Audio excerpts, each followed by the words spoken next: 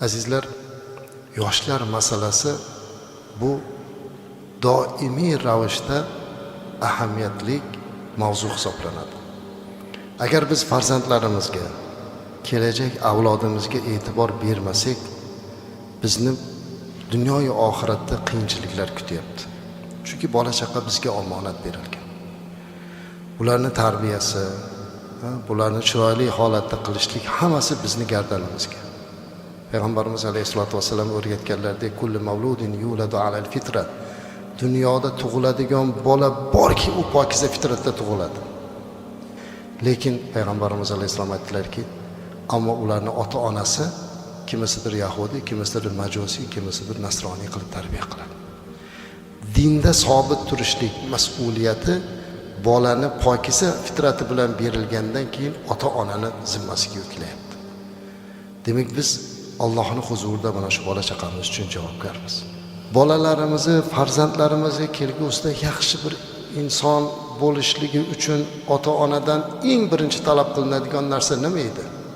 Halollik. Imom Buxoriy qilgan onalarini duosi-yu otasini halol dunyosi. Bugun savol berishimiz kerak. Nega Imom Buxoriy, Imom Termiziy, Imom Maturidiy, Ibn Sino, Al-Xorazimiy boshqa ulamolarni yetishtira olmayapmiz? Demak, bugun bola chaqamizga berayotgan taomga qarashimiz kerak. Xalqunga qarash kerak.